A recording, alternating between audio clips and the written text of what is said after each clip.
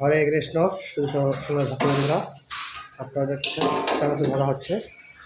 খুব সুন্দর দৌড়তেছে আমাদের লক্ষ্মীপতি অচুদাস ব্রহ্মচারী প্রভু। শুধু আর এখন নিচে টুকু করে যাচ্ছে, হাতে ডোলা দিচ্ছে খুব সুন্দর করে। আর এবার আমাদের বিশ্বজিৎ অধিকারী প্রভু নাড়া দিচ্ছে। হ্যাঁ, উনি সন্তানের দাঁড়ায় আছে। তো আমি অবশ্য এটা আপনাদের দর্শন পাচ্ছি। হরে কৃষ্ণ।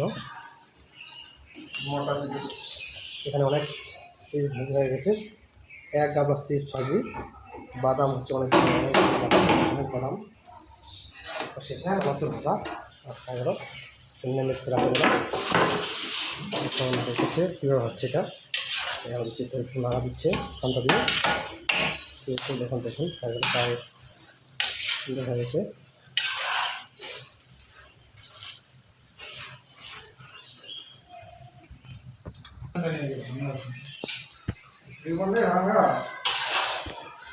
হয়ে গেল চানাচুর হয়ে গেছে, ঘালতেছে।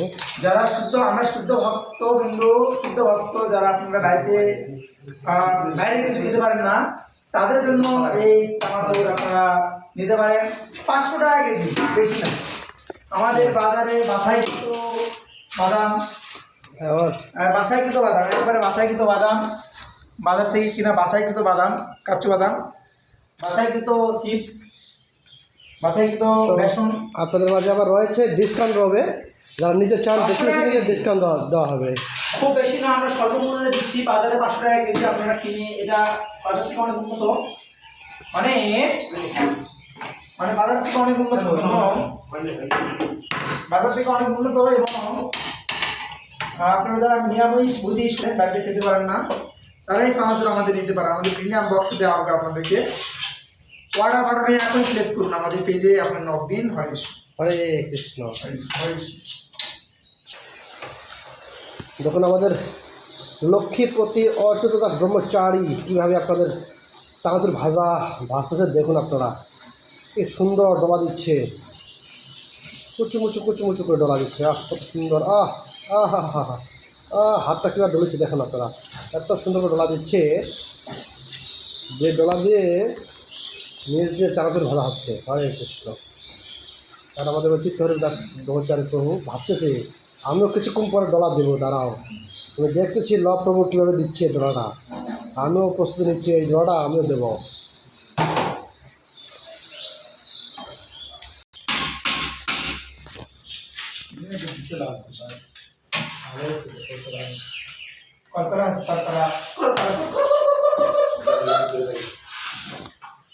হরে কৃষ্ণ। আপনারা দেখলেন চানাচুর ভাজা কীভাবে ভাজা হচ্ছে।